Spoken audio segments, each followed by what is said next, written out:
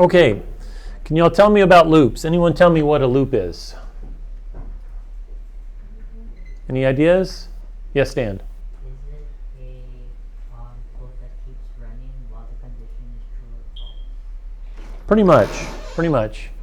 It is a condition. Gabe, all right, hang on one second.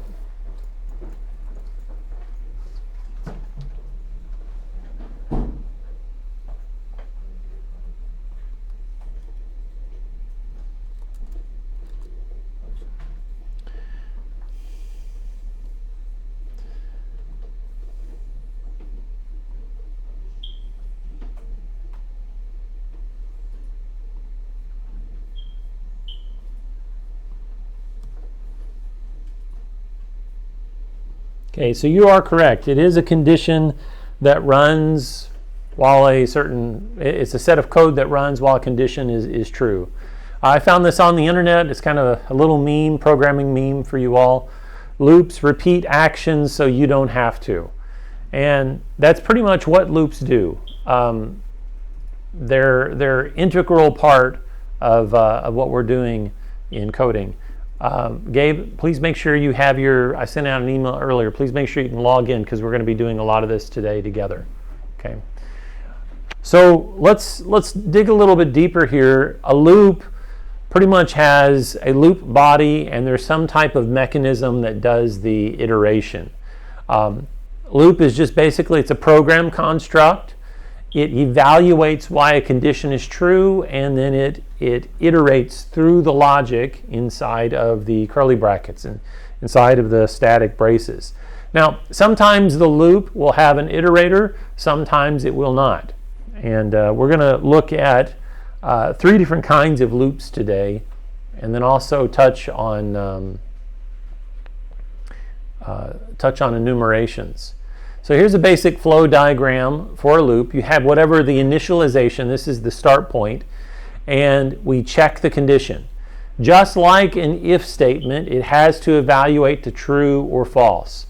If it evaluates to false, the loop ends. If it evaluates to true, it performs the action, it comes up and it does some type of iteration or increment or decrement function.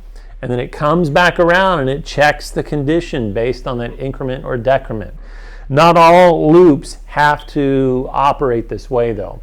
Some loops, like while loops, are just like an if condition. In fact, you could put in the while loop, you could say while true, run this code.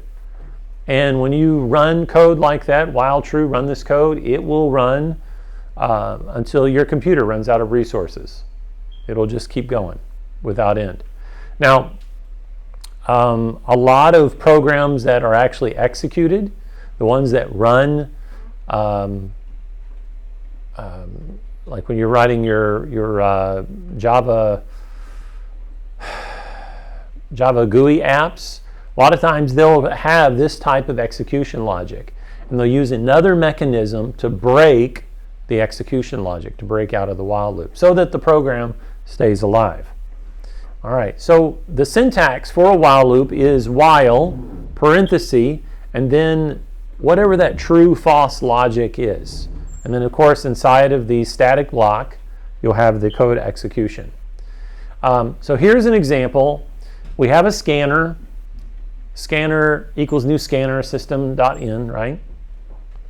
We initialize 2 variables here. We have an int for current power. Someone's printing. We have a char for user character, and then we set those values. Now I'm going to tell you, this is kind of a waste in writing your code. If you're going to create the variable and then initialize it down below, just do it all in one step. Okay? You'll find a lot of places people do this to kind of separate it, but really there's no reason to separate it out. You could literally say int current power equals 2 and char user char equals the character y without having to add this extra set of code. When we get down to the while loop, you'll see that it says while user char is equivalent to, equals to the letter y. right? The character y. Not the string, but the letter y, right? The character. So we're basically then saying system out, print line, current power, whatever the current power is, which is 2. And then we say current power equals current power times 2, right? And then we go down and say user char equals screen next. And so the idea here is you could put in any other character if you wanted to exit this sequence. So if we didn't exit the sequence, what would happen is current power times 2 would be 4. The next iteration, current power times 2 would be, anybody know? 8, 16, 32, and it would just keep going as long as you're prompted for that character entry, and as long as you enter a Y, it will keep doing the automation. It will keep doing the process. Now you'll notice a couple of things here about the way this is written. Because I've put this in a loop, I don't have to measure out the number of times I'm going to say scanner.next. It's in the loop. So it automatically is going to call it the next time around. If we think about our program that we wrote for the NMC Cagman Book Fund, right? There was probably a couple opportunities where we could have used a loop to keep us from having to type in the code over and over again, scanner.next, right? So think about opportunities where you can stick things in loops and make your code more succinct, okay? Repeatability is the key. All right, so here's another example. In this example, we have the int username, and then we say scanner next int. We're assigning it left assigned to username, and we ask the question. Okay, well, while username is greater than 0, right? While the username is greater than 0, then system out print line username modulus 10. So think about what that means. What does modulus 10 do for us? Gives us the remainder. Exactly. It's like whatever, instead of dividing by 10, we're saying modulus 10. Give me the remainder, right? And then I say, then take username it equals username divided by 10. And then we run it again. And so it comes back around, and is the username still greater than 0? And if it is, it continues through it. Until finally, username is actually less than 0. Okay? All right, so some common errors. One common error is to use the opposite loop expression that is desired, like saying x equals 0, rather than x is not equal to 0. Okay? So programmers should remember that the expression describes when the loop should iterate, not when the loop should terminate. Okay? Always keep in mind you're describing when the loop should iterate, not when it should terminate. We always often get that confused in our head because we were thinking, well, when is it going to quit? I want to make it quit. And what you should be doing is really thinking about what is the condition for keeping it running? How should we keep it run? So with keeping it running, another common error is having an infinite loop. Let's say that I was doing the doubling principle before and I didn't have the condition set properly to check for the doubling. Well, what would happen? In that situation, I would very quickly run out of memory, because how far can an int be doubled? Right? An int can only hold up to how many digits? How many bits? An int can hold up to how many?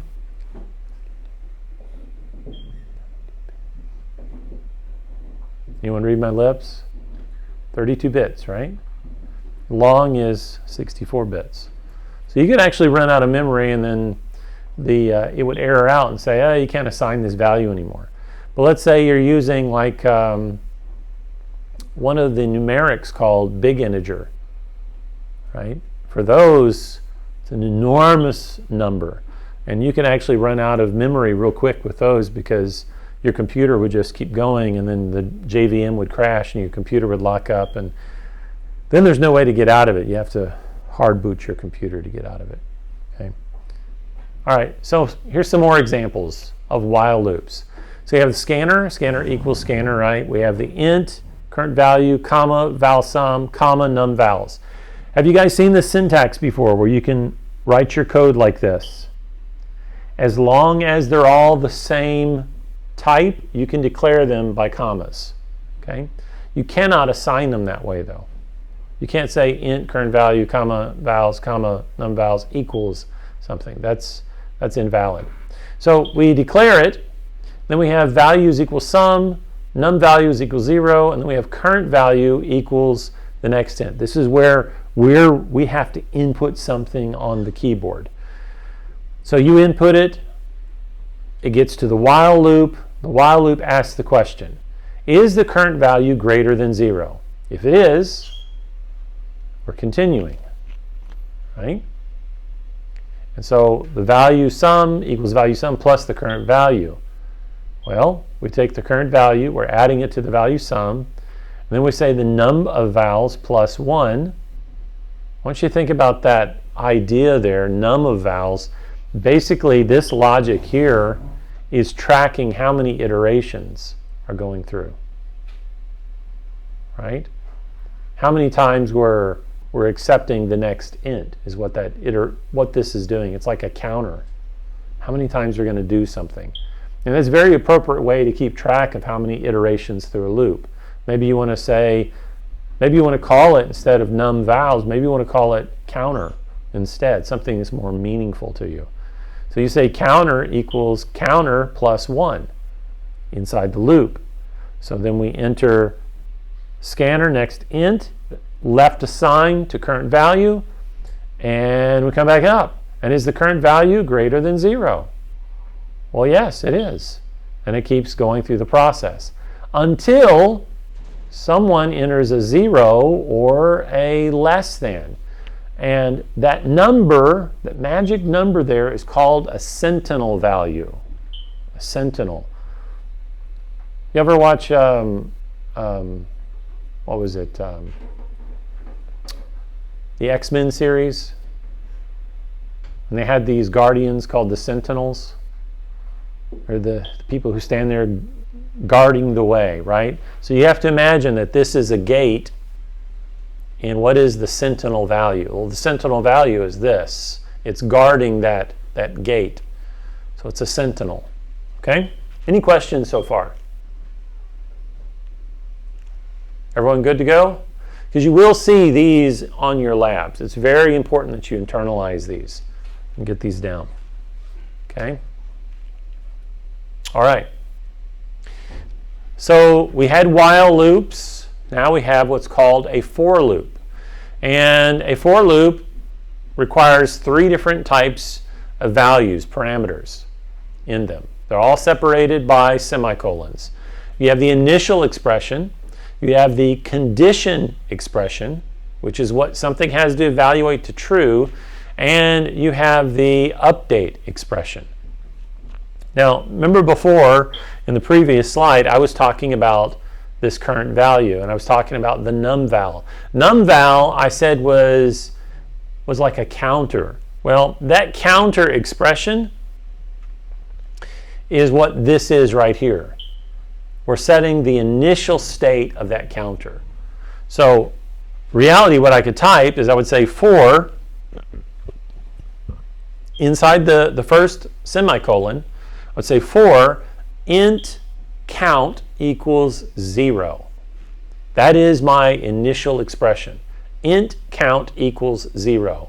And then I would say, as long as count is less than or equal to 10. And at the last one, the update expression, I would say count plus plus. What does count plus plus do? Increments. Yeah, it increments it. And count plus plus is called a post increment. How would you write it as a pre-increment? Anyone know? Yes. Then the count. Yeah. So you have a pre-increment, which is plus plus count, and post-increment, which is count plus plus.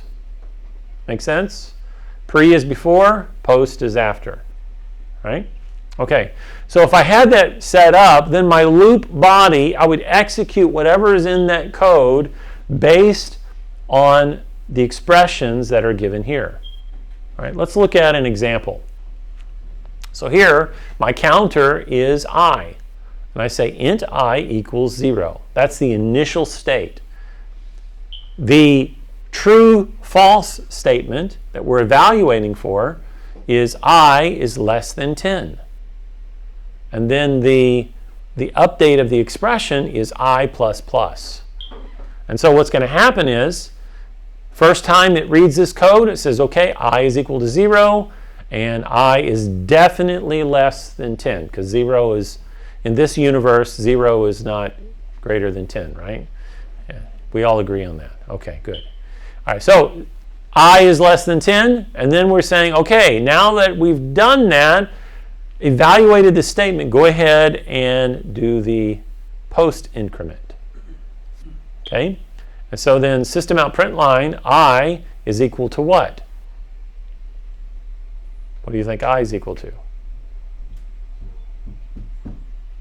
All right, we're going to find out. Go ahead and open up your IntelliJ.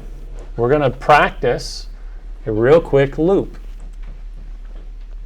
Okay, I'm going to create a new project and I'm going to call it week 4 going loopy. That's going to be my project name. Okay? And my, I'm just going to use the class here, public main, my example. We'll keep that the same. Make sure you hit that plus symbol there to expand your code. Okay? And let me know if you guys are with me so far. You're caught up to me.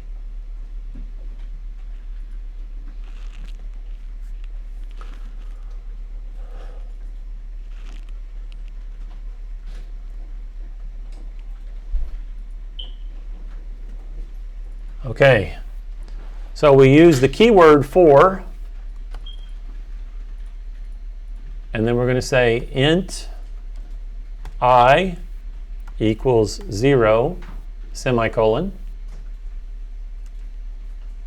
Then I is less than 10, semicolon.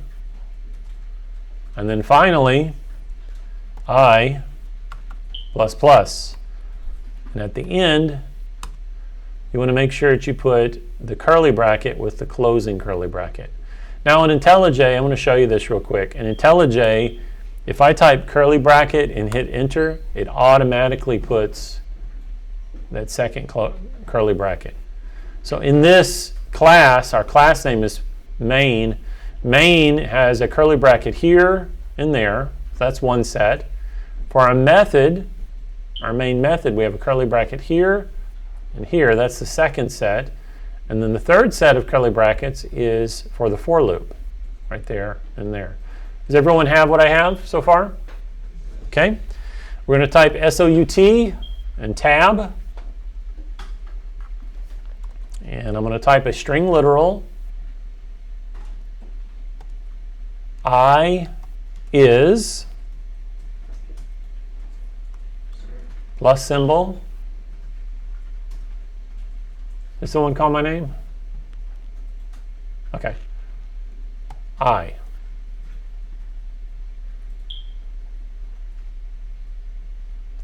All right, any questions so far? All right, so the question is, we're asking the question, what is I on the first increment? Here's the next question.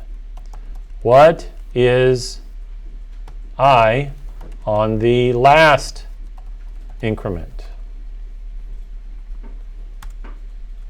I want you to think about that. Maybe you could write it in your own code what you think it is to answer that question. Okay? If we look at this code and we say I will continue until it is, as long as it's less than 10, right? As long as I is less than 10. That might suggest something to you about the status of this variable. All right, if you're good so far, all you got to do is come up here to the top. You see the little build hammer there? Go ahead and click on that. And that's going to build it. You can see it built the project right there. I'll click it again so you can see it. Okay, it's built it. And if I click the play button, this is called the run button in IntelliJ, it will run my code. All right, so I ended on 9. What do you think I was? If you think it was 0, raise your hand. Come on, have some courage. Who thinks it's 0? Raise your hand. Okay, who thinks it was 1? Raise your hand. Some of you guys won't vote for anything, right?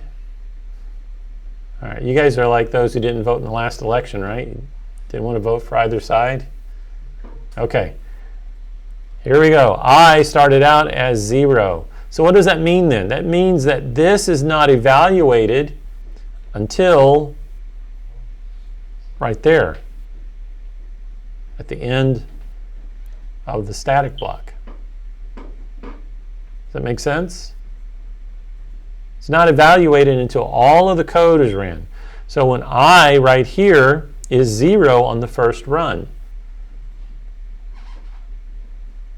Okay? All right, let's change it up a little bit.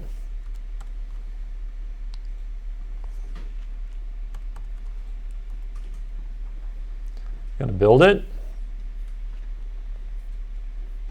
And now I'm going to compile it. All right, what do you think?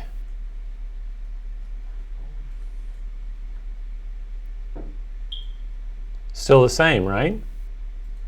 Now, in this instance, it may not register to you what's happening, but it's important to know where the increment is occurring, before or after. Because if I come down here and I do this,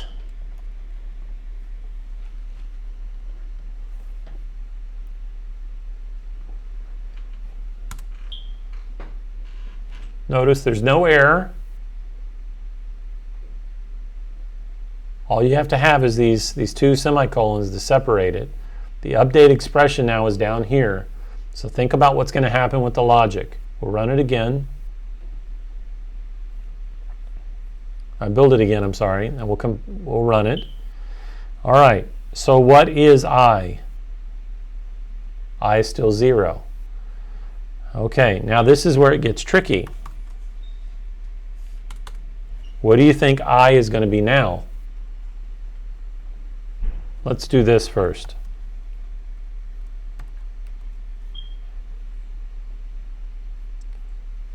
Build it, and we'll run it. Something different happened. Do you see that? Do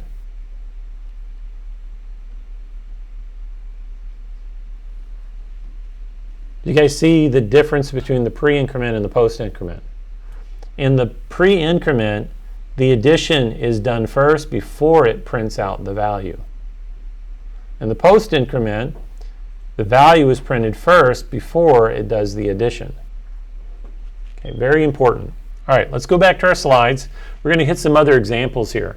Keep in mind the effects of the pre and post increment. Okay. All right, so we're computing values. This is actually, I think, taken from the one of the labs. I'm not sure if this is one of the labs you have or not. But let's look at this code example. So we have here the scanner. Everything looks pretty normal. We say next int. We assign that to the numVal. Then we have the sum, which is 0. We set it up, And notice in this instance that we're not saying int I. Why are we not saying int I here? Is there an earthquake? That was wild. Even the floor shook over here. All right, so we're not saying int I right here. Why are we not saying that? Okay, where is it initialized at?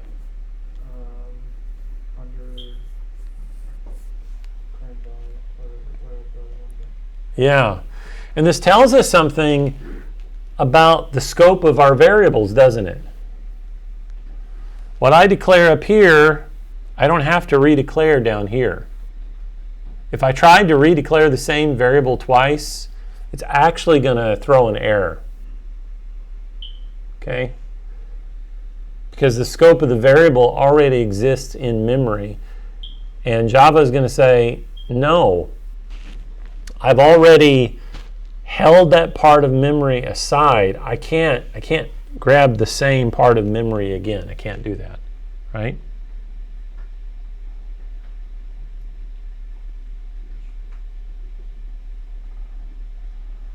That was an earthquake. Was? Yeah. My wife just texted and said that was an earthquake. Yep. Felt it here in class. Are you okay? It scared you, huh? All right, I don't want to scare anybody, so you guys are okay, right? Okay. All right. So think about the scope of your variables here. All right. So let's we're on high ground, right? Okay. All right. Just making sure. All right. So my phone's blowing up. This is crazy. Yep. Okay. So 4.4, we have two different types of loops. We have the for and the while loop, right? For and the while loop. So your for loop is going to specify a number of iterations before the loop, like in number of times, the count of times. The while loop are not easily computable because you have to set the iteration value. You have to do the computation inside the loop, right? Let's go back to our code base and demonstrate just for a moment. So if we go back to IntelliJ, we will go ahead and take out this right here. We'll say int, actually let's do this, while true equals I'm stuck. Okay? While true, system out print line, I'm stuck. Are you ready to do this? You guys think I should press play? What do you think is going to happen?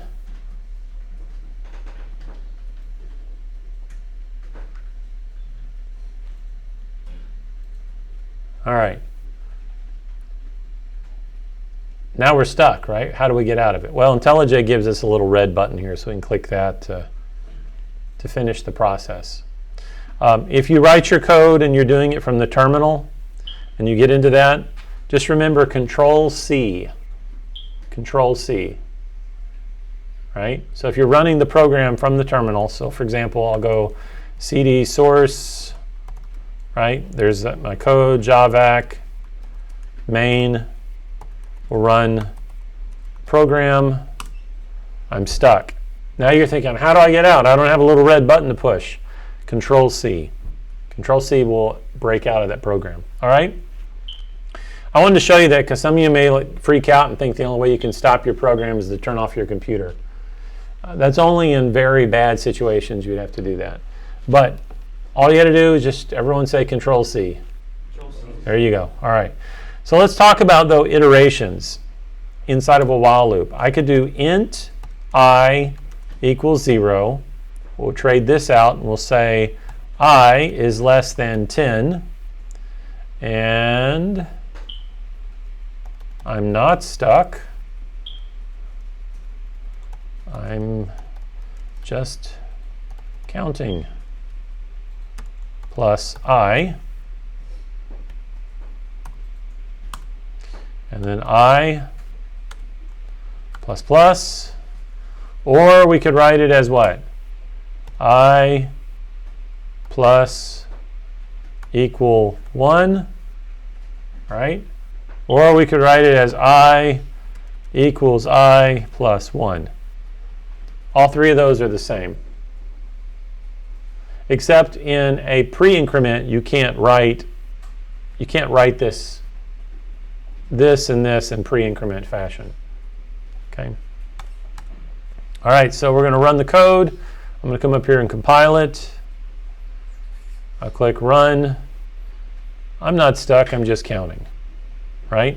In this situation, though, in order to break out of the while loop, I have to put the initialization of the I up top and the update parameter down below with the conditional expression here. Okay? All right, let's go on, take a look at some other examples here. So here we have a loop and some strings. So let's see, can I copy this? No, I can't copy it. So we're going to enter a word, and then we're going to say next string.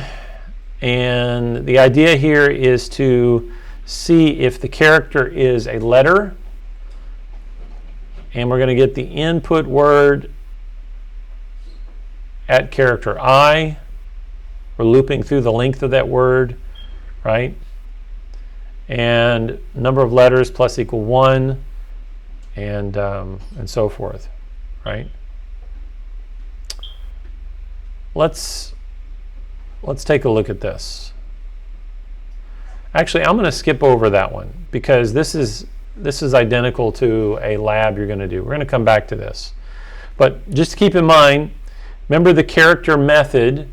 If you're trying to evaluate a letter, you can use this and say, character, is it a letter? Right? That's the method. And it's going to return true or false. Okay? All right, let's go on. Nesting loops. You can also nest your loops. So for example, we have here a while, and we could do this. We could say for I is less than, let's see, yeah, we just have to do that. I is less than 3. Probably going, Mr. Rogers, what type of crazy logic is that? Well, keep in mind, I is already declared, right? And so I don't have to have an initialization statement here. And I'm evaluating, and so I don't have to have an update expression because it's there. But let's make it a little different. Instead of working on I, let's do this. Let's say int j equals 0, and j is less than 3, and j is plus plus. So the question is, for each increment, what is this going to print?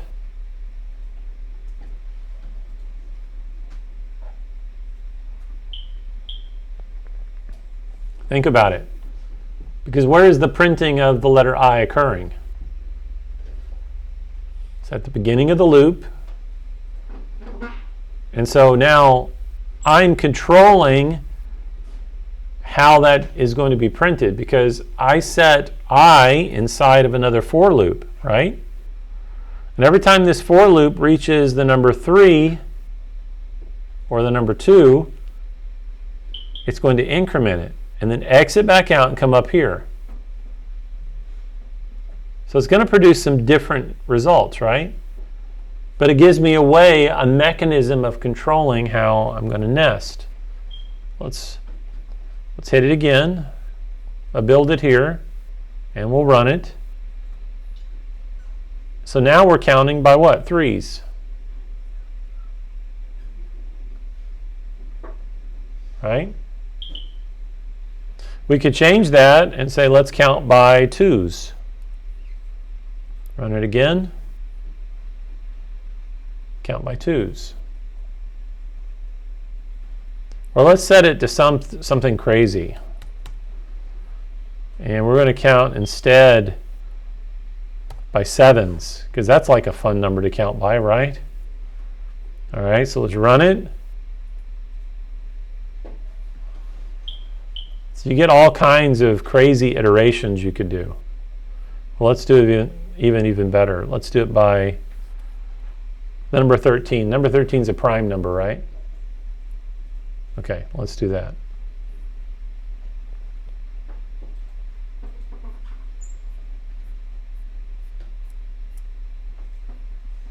Yeah. So you can nest your loops. You can do some interesting things with a loop inside of a loop. And a lot of times loops inside of loops become important, especially when you're dealing with arrays or multi-dimensional arrays. You know what a multi-dimensional array is? So it is an array that has an array.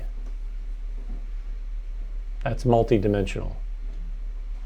An array is a like set of predefined numbers or characters or strings or objects or whatever you declare the type as. But you specify it as an area of memory. It's going to hold X amount of places. So if I say 10, then I will take up 10 places in memory.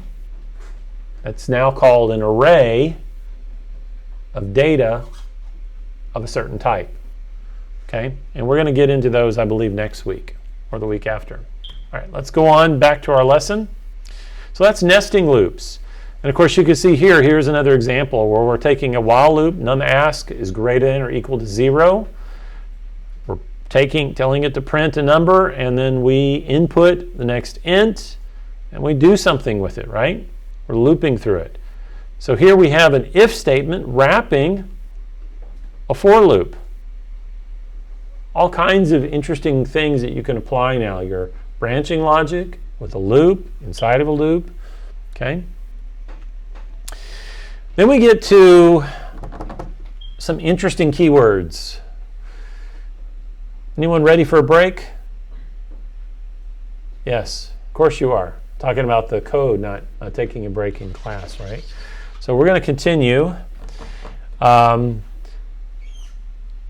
was another joke. Y'all didn't quite catch it, but all right. So let's say that you have a condition that you meet in the code and you want to exit out of the code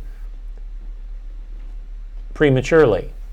Instead of going from 1 to 10, you could say if someone enters a particular letter or if a particular condition is entered or whatever, we can just break out of that scenario.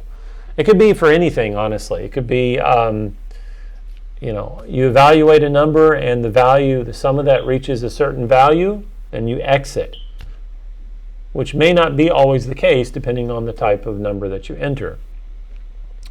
These types of scenarios are very important with gameplay because you never know what type of information needs to be entered to get a specified range in order for a condition to be met. Okay, let's break open our code and try that real quick. So here I'm going to take out this for loop and I'm going to, up top, I'm going to say scanner equals new scanner. What goes inside of here again? System out, system.in, right? Let's see. Please enter a number between 1 and 10. Okay.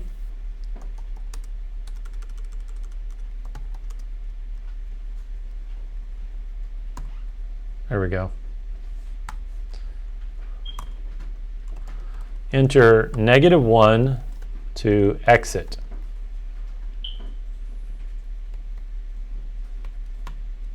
All right, so come down here.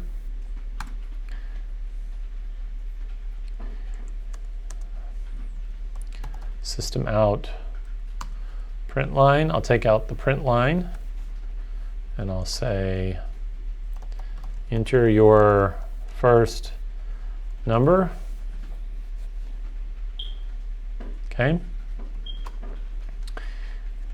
I'm going to, let's see, I have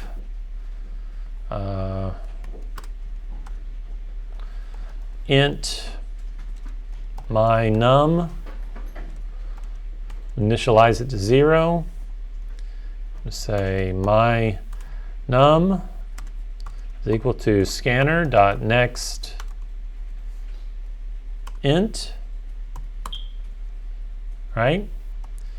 And I'm going to go ahead and call scanner next line to clear the buffer. And if my num is equivalent to -1, break. Okay, and then we'll take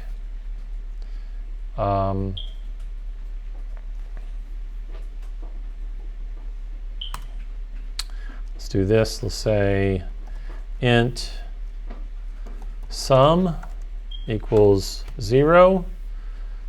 We'll say right here sum equals sum plus my num, and system out print line sum.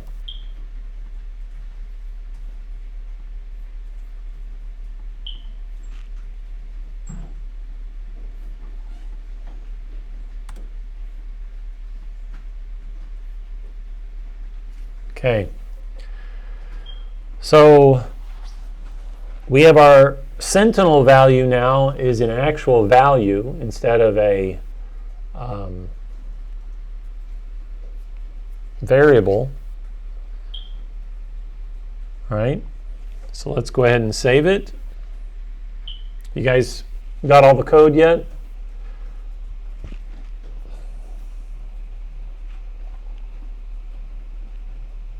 Now, to make this probably more interesting, we could just do this.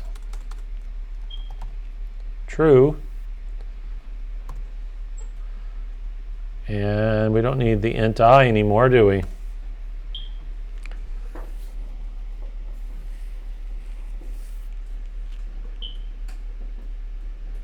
So now this will run repeatedly until we enter the value and it tells it to break. Okay? All right, so we save it, build the code, go ahead and run it.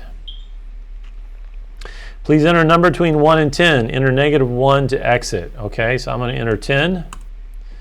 Please enter a number between 1 and 10. Enter your first num. I'll enter 2. Enter 4. You know what? It's not checking my value to make sure it's less than 10, right? But that's the way I wrote my logic. So now I'll do -1, and it exits from the process. It breaks from the loop, and then it exits the code. Right?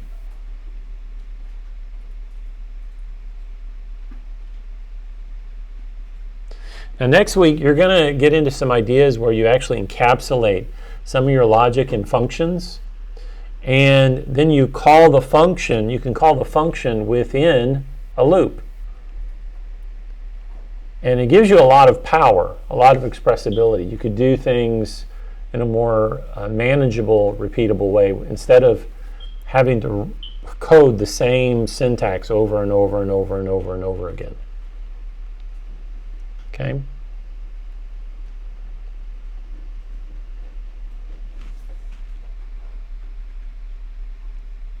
All right, let's go back.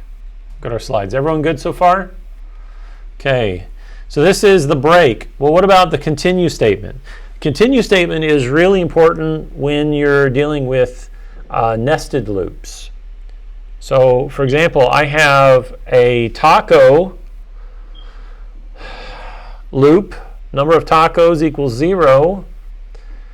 And number of tacos is less than the max tacos plus tacos. Getting hungry. Inside of that, then I've got something about empanadas. Okay, same syntax, just different variable. And then the first thing I ask is if the number of tacos plus the number of empanadas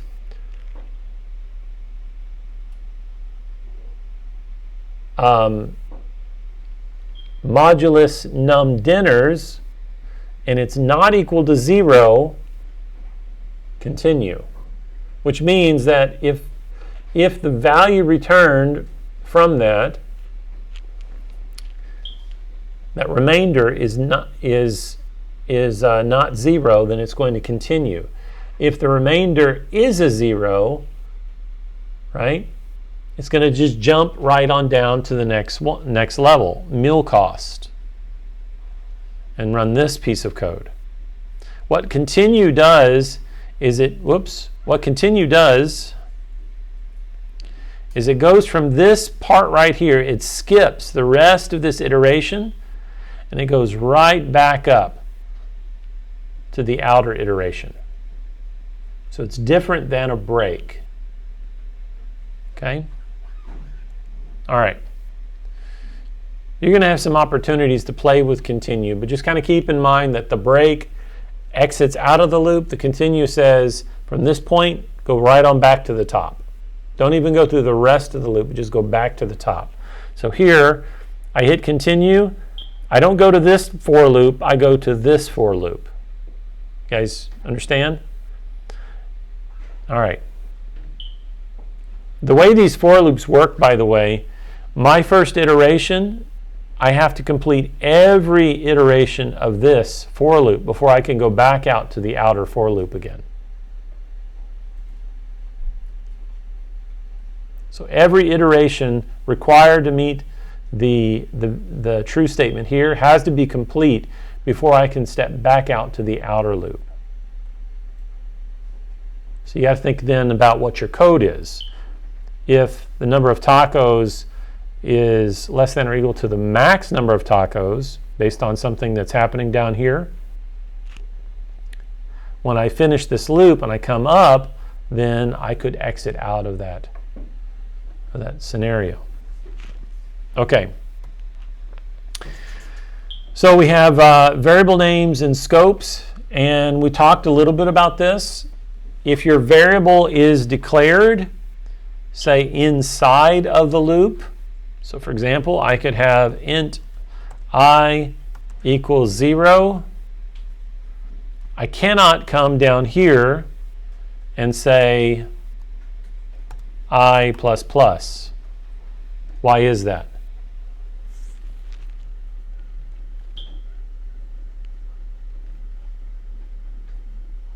What do y'all think? What's the reason why? That I is literally an invalid value down here. Tom? It's not within the loop.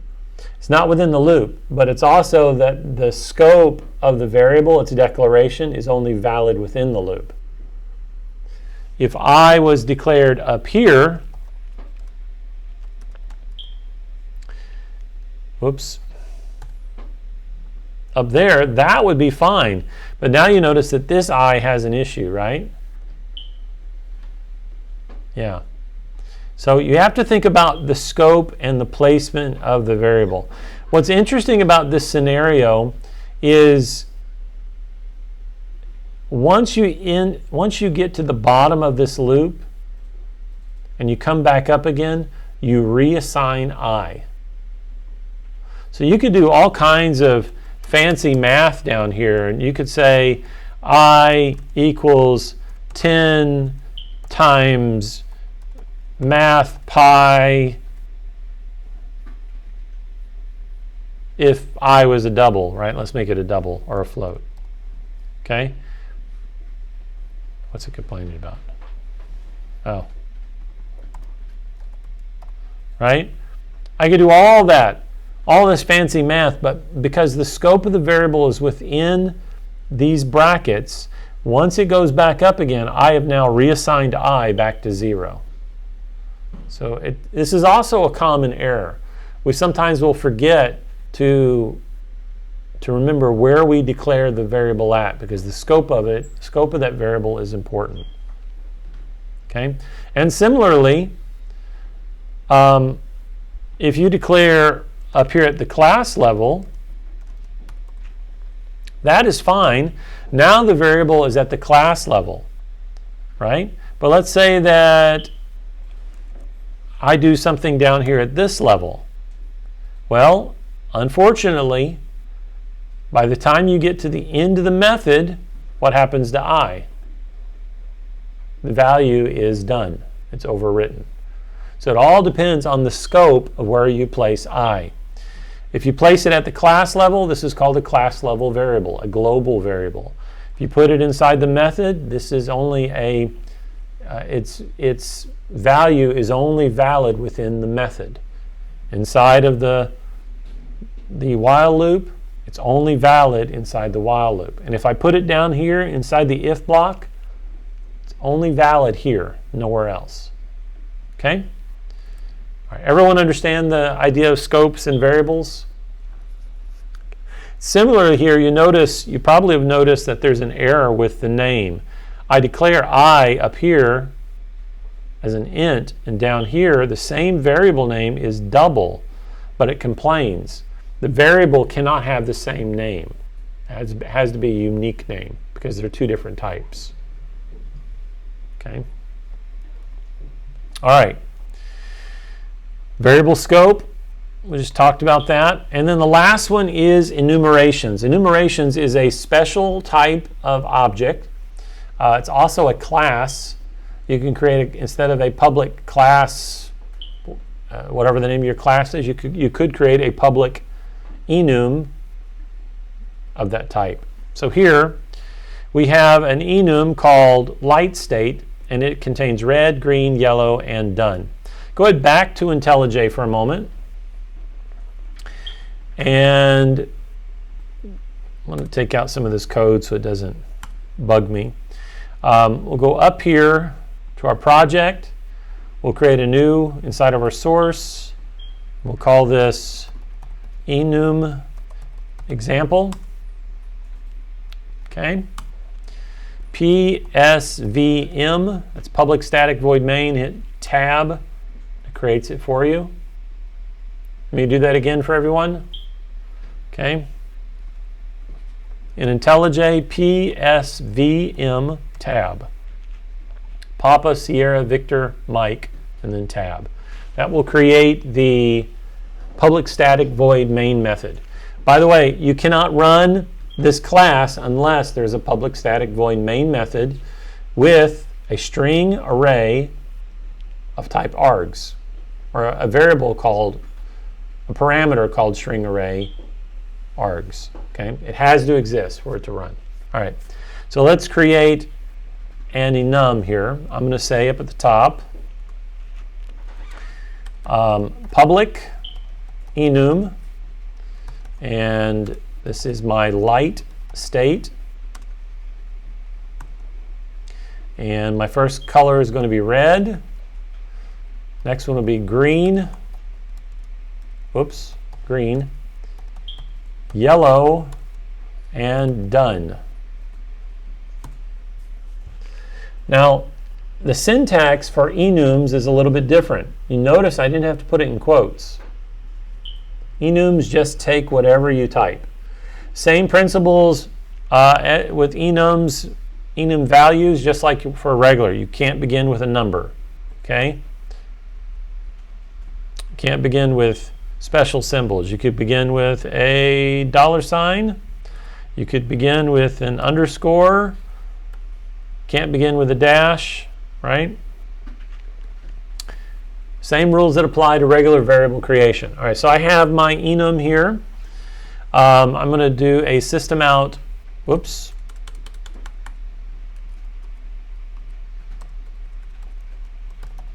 Lowercase system out print line, and we'll just say light state, and to get the enum, we'll just say red, right? So I have system out print line, light state is red. And if I print this,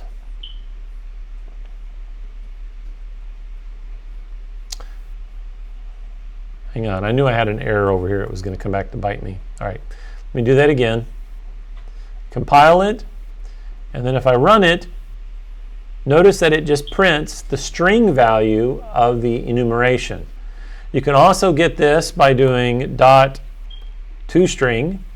So the enum is also a type of object. It has a toString. You can get the, let's see, the name. You run it, it will also print out the value, right? But you can do some interesting things here. So down here, I could say scanner equals new scanner system.in.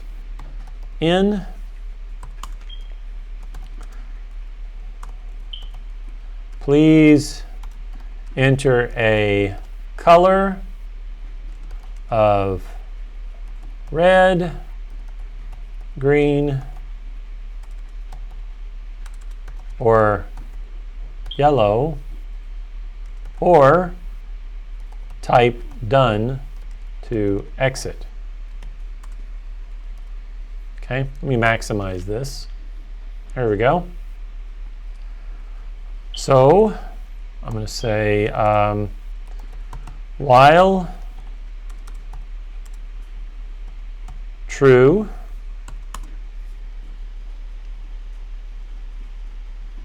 okay, take out this, and we're going to say scanner dot next line. Up here, I'm going to say string, yeah, say string my light state, and down here we'll say my light state equals that. If my light state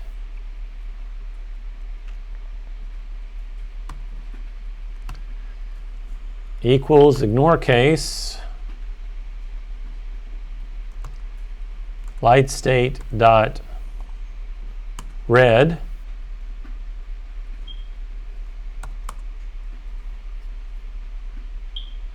see, I think I have to do toString. There we go. Or we could do name, either one.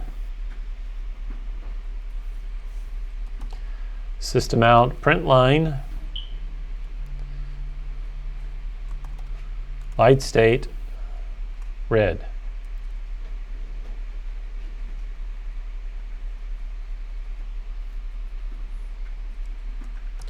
If my light state dot equals ignore case light state green name system out print line light state green.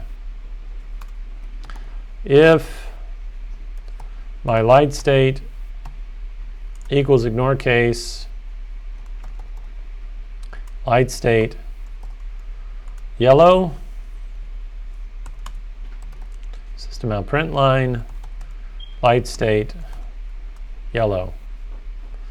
Now I'm going to put up in this area, I'm going to put in my short circuit statement. You always want your short circuit condition, the condition that breaks you out of the loop, to be at the very top.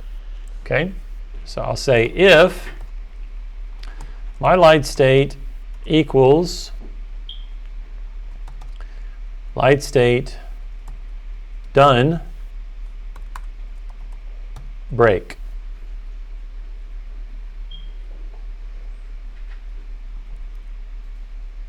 Okay? So we're using an enum, and we're kind of working through with a while loop, right? We have a variable here that is going to hold whatever the scanner value we enter. The while loop is set to run no matter what. And the only way we can exit out of the while loop is if this value is equivalent to done. Right? So based on this logic, you could type anything, and it will continue to prompt you. Right? So let's say down here at the bottom, let's do it like this. Let's say else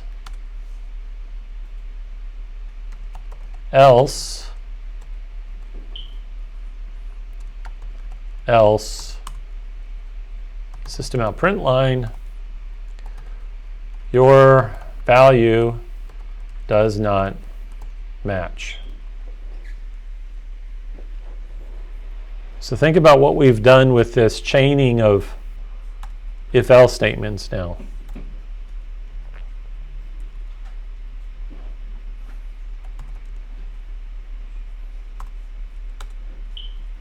Right?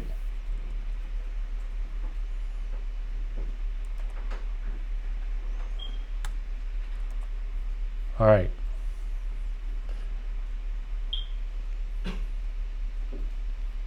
Let's test it. Please enter a color of red, green, yellow, or type done to exit. T, your value does not match. Right? Let's break out from our code. Let's make it more readable. Let's do this. System out print line. Please try again. Let's make that up like that. Okay, we'll build it. We run it. Please enter a yellow. All right, T. Please try again. Okay. Yellow. Good. Red. Good. How about brown? Your value does not match. Please try again. And you can see it's still prompting me to go through this. Okay? So, done. Or exit. Now you could add a little bit more expressive to this too. You could say inside of the done statement, system out print line, leaving so soon. Okay. If you run it again, done. You're giving some feedback to what the users were looking at. Any questions so far with the enumeration? Enumerations you can also evaluate. If I remember correctly, let's do this. For, let's see,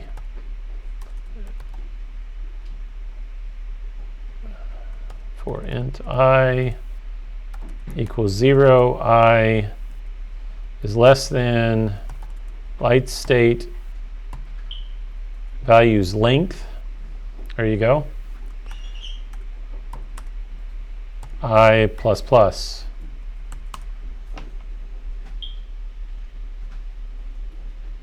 So values, if you actually interrogate what this is, values gives you an array of light state.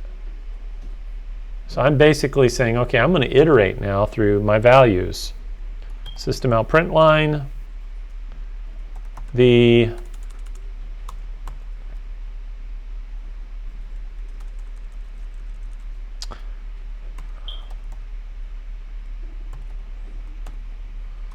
values are what?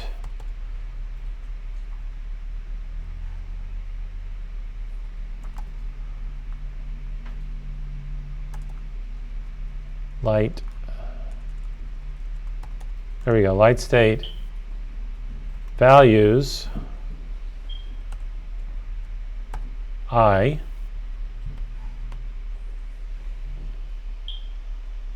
kind of getting into a topic you haven't touched yet with arrays. But if I run this, you can see that up front it's going to print the values. See how it did that? System out print line. If I take out the print line and I do something like this and run it,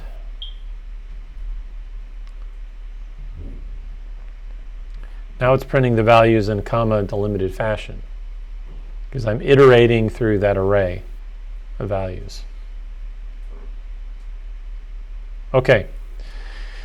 I think that's it for the enumerations. Let's go ahead and switch over to our assignments for today. It's 4:41, so let's go ahead and try to knock out a couple of these labs real quick. So we got a varied amount of input lab, okay?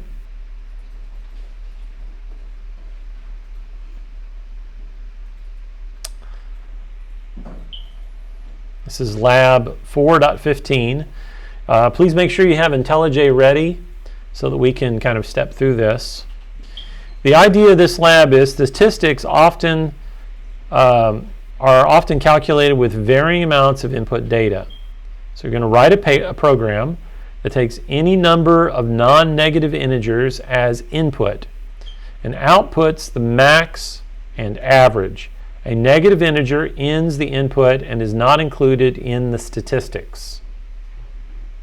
Assume the input contains at least one non-negative integer.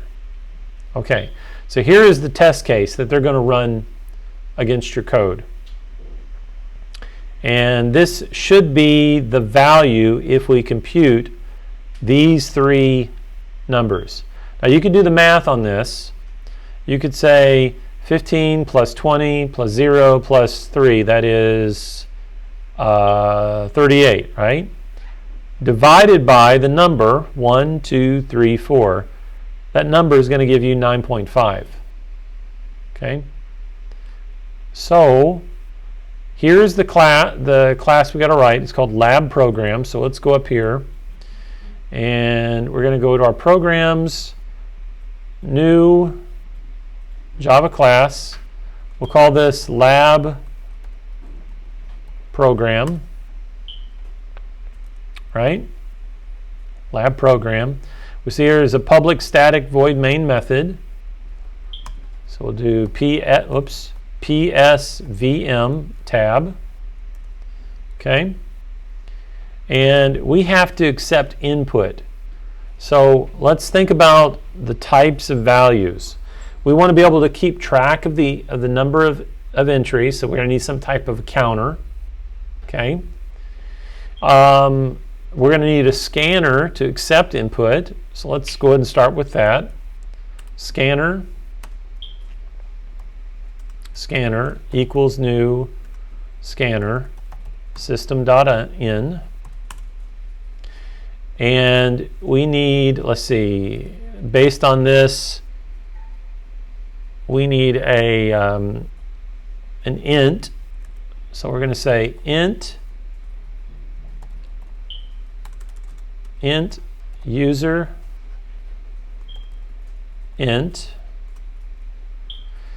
We're going to have to sum these values together. So as it iterates through our loop, we're going to sum those values. So we're going to say int sum ints.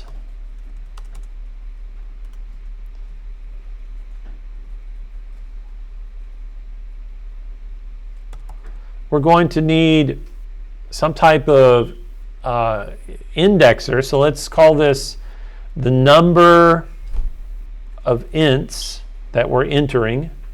So this is going to, every time we enter a new number, this is going to be incremented.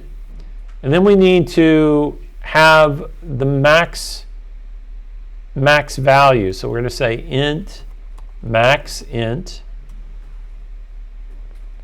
And based on what we see right here, we're going to need some type of double value. And my understanding of this is going to be the average.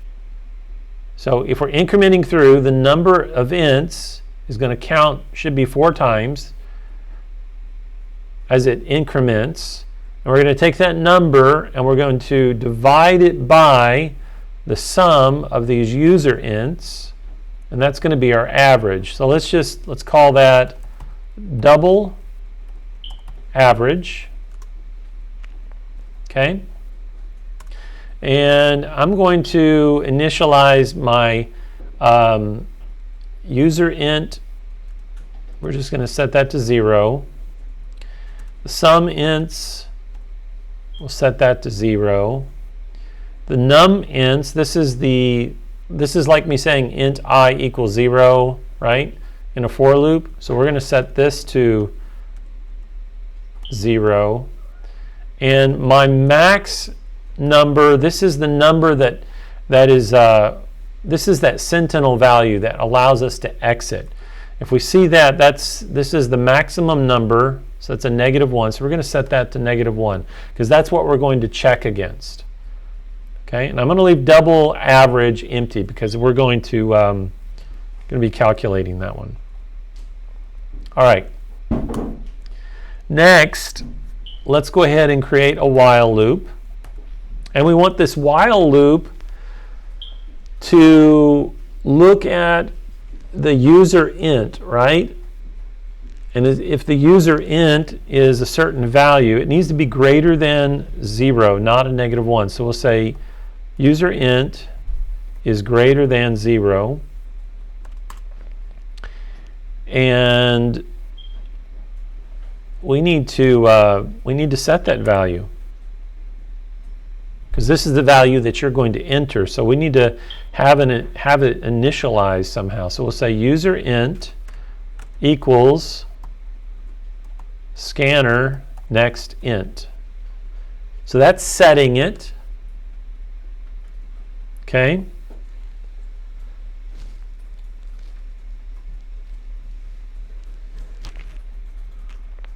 Now I want to add up my user ints. So I'm going to say sum ints equals sum ints plus my user int. So it's going to take my value and assign it to sum int. And that way, every time I enter, it's going to take the previous sum int and add it to the next, whatever that new user int is. Okay? And then we're going to have to do our incrementer. So this is our num ints equals num ints plus 1. Or you could write it as what? You could write it like that. Okay, this is our post incrementer. All right, so now here's the question. If the user int is not, let's see, if the user int equals the max int, then we're going to have to exit the program. But I think we need to write it a little bit differently. Let's say if the user int is greater than the max int. What is max int again? -1. So if our user int that comes in is -1, then it's not going to be greater than max int. So in this instance, we're going to go ahead and set max int equal to the user int. Now that's going to become important for the next scenario. So here at the last item of our variable, we're going to take user int, and this is going to equal our scanner again, because we want that scanner object to be called again, and we'll say next int. Now we're summing up these variables, we're summing up these variables, we're summing them up, and so we need to do something at the end once all of the inputs are done. So we need to say our average, which is that double up there. This is going to need to be convert the sum ints divided by the num ints. And we just can't say sum ints divided by num ints. We can't do that because it's going to be a loss of precision when we assign it. So we have to go ahead and cast sum ints as a double so we keep the precision. Okay? We don't have this. When it does this, this mathematical operation, it's going to drop the value of the decimal, and then it's going to hand it over to the average. So we want to make sure that sum ints is automatically converted into a double at this point. Okay, cast as a double. All right, so we did that. So now let's do, let's take a look at our max int. And we're going to say max int plus that. And so max int is a number, and we have to add it to a string in order to get it to print. So that's why we're doing that. Okay. And then we need to say system out print line, not print line, print f, right? We're going to use the percent dot to f and then slash new line. And then right here, this is the value, that double. We're going to say average. Okay?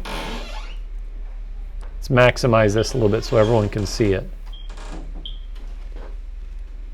All right, so let's talk through what's going to happen mentally in our head first. We have a user int. This is the value that's going to, this is the value that is assigned from the scanner. We have the sum ints. This is the sum of user ints. We have the num ints. This is the counter or indexer. And we have the max ints. This is the sentinel value of sorts. Right? And then down here, this is what? The double average. This is the average of all values summed in the sum int. Does that make sense? So we have those values set up. Now we have the scanner. It assigns it to the user int. Okay. The while int says, is the user int greater than 0? It is, as long as we didn't enter a -1. If we enter -1, then this is not even going to execute. It's just going to come down here and try to do this value, and 0 divided by sum ints, yeah, it's going to be 0, right? 0 divided by 0? Yeah. All right, so let's take it and run it. You guys run it at your desk. And what we want to, we have to input these numbers, 15, 20, 0, and 3. So I'm going to input 15, enter, 20, enter, 0, enter, and it exited. Why did it exit?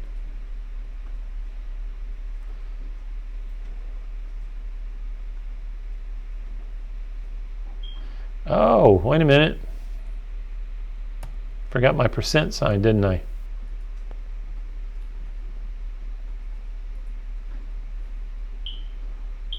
Okay. Let's run that again. So 15, 20, 0.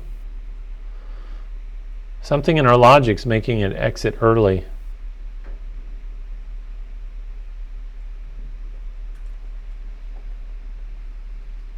What do y'all think it is?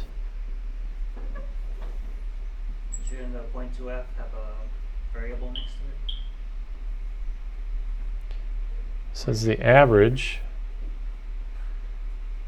Let me take this out. Maybe I'm hallucinating here in what I thought this was doing.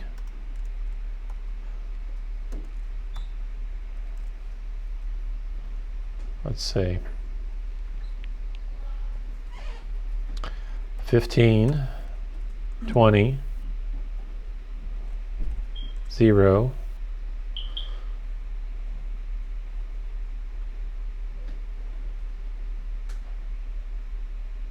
I think it's because the loop ends when you enter 0, because it's greater than 0. Oh. I'm missing a value. There we go. See what I was missing? Greater than or equal to 0. Because we need 0 to be a valid number, but not -1. Okay, let's do that again. Thank you, Nathaniel.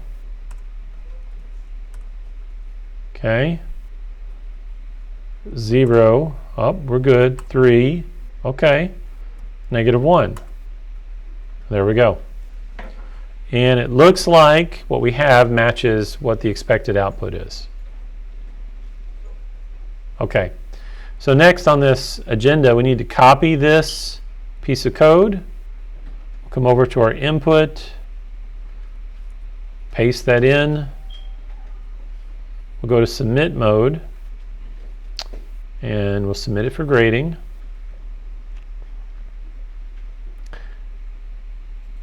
And it doesn't like something.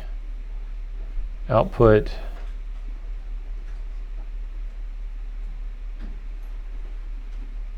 But the white space differs. Okay. So what are we not doing here? The white space differs. Doesn't like the new line. I bet it's this.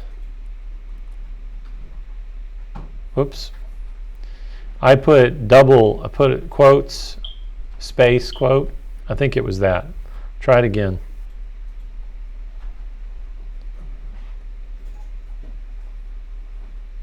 Submit for grading.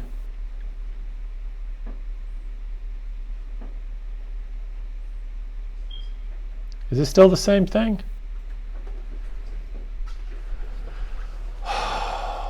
Expected output. So there's a new line character after the 9.5.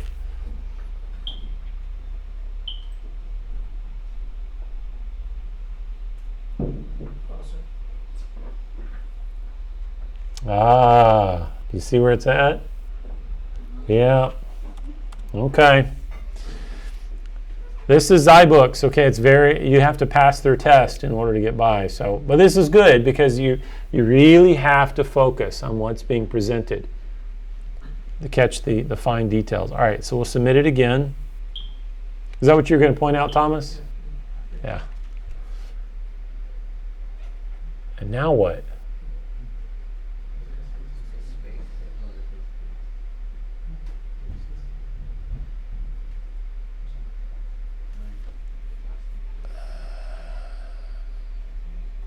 Duh.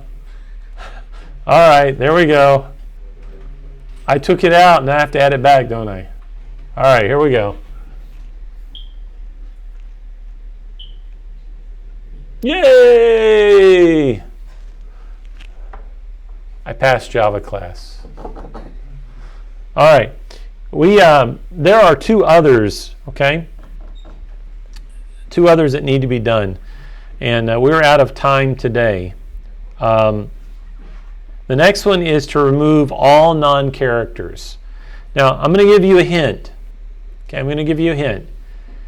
You remember that code I was showing you in the lecture where you can use the character class .is letter? That's important for this next one. Okay, so here is the sample input, and we have to create a program that accepts that input. Let's see if we can just do it real quick. Are you guys okay to stay just a little bit? If you got to go, it's fine. but if you're able to stay just for a little bit. Okay. Let's go back over here and we'll do it real quick. I'm going to change this name of this program real quick so that I can add a new one. We'll just call this, what was that, 4.15? Okay. There. So I'm going to create a new one, call this one Java. This is also called lab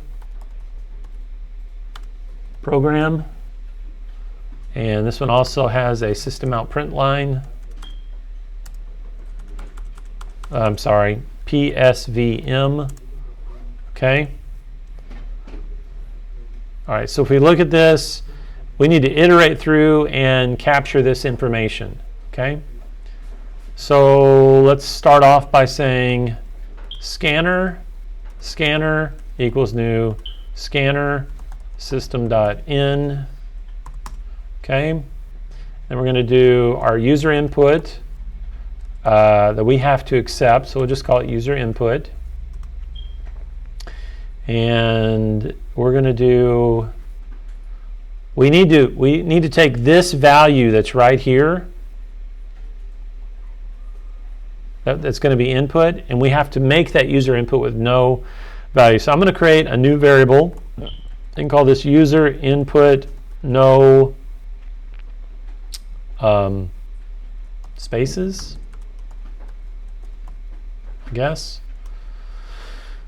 Okay, to make this work, we got to iterate through it. So let's do a for loop, int I equals 0, I is less than, oh, I'm getting ahead of myself. Okay, so we got user, nope, wrong one. User input equals scanner, next line. Okay? And we're going to take user input dot length, because we want the length of the string. And we're going to say plus plus I.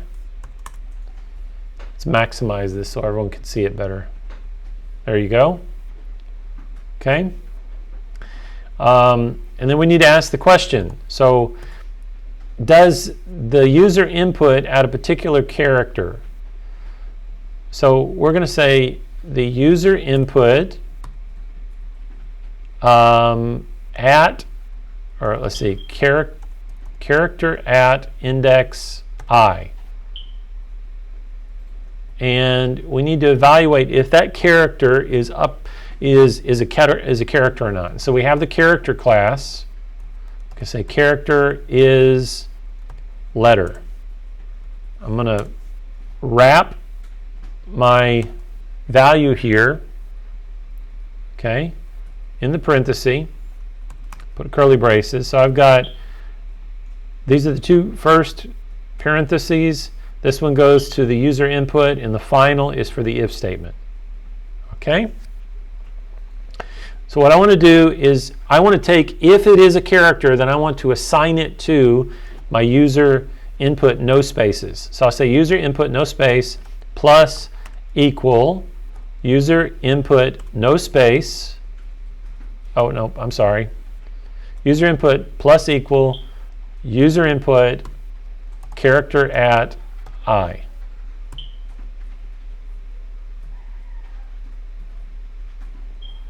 It's not initialized. Oh, we can fix that real quick.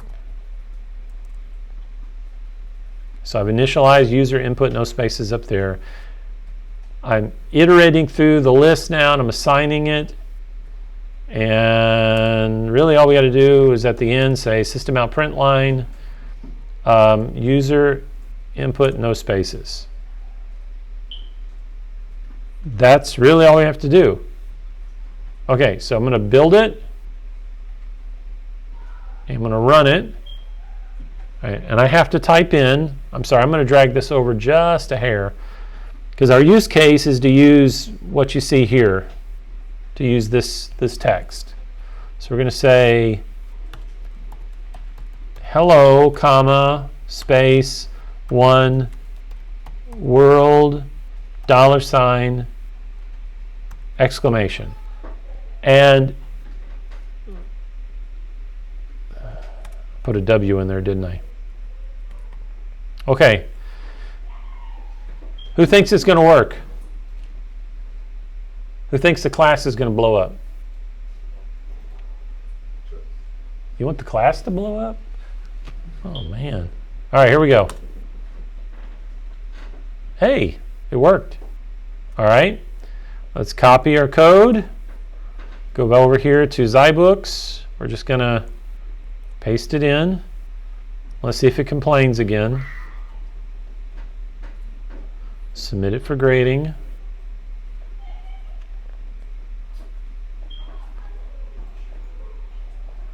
Nice. It worked. First go. I'm so happy. All right. There's one last one, and this is the print the string in reverse. Okay? And I'm not going to be able to help you for this one. But you've got a lot of things in your tool bag now that we kind of went over today. So think about logically how you would do it. If I have to print a string in reverse, it means I'm going to get the length of the string, and I'm going to start at that number. And instead of increment, I'm going to do what? I'm going to decrement. Right? So if I have to print the input in reverse, that means hello there is going to come out like this. So I'm going to have same process, right? I'm going to say user input character at I, and I will probably be the max length. But I'm going to give you a trick here. I'm going to give you guys are going to have to pay attention to this. Remember how I said that array indexes always begin at 0, right? It means that their max character is going to be one less than the length. So it means that when you start it, you have to already start with a -1 from the length. Because the length may be 10, but the actual position is 9. Okay? So you have to think about how you're going to write your for loop to do a decrement and go the opposite direction. Okay?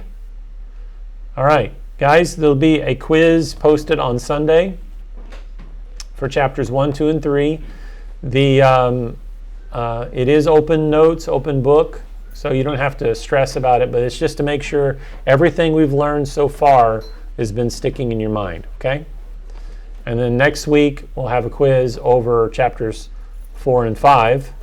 And then the following week is already midterm. I know, right? Shut up. Okay, yeah. This class is moving quick. All right, I'll be here for a few more minutes if you have any questions. Otherwise, I will see you all next Tuesday. Okay? God bless everyone.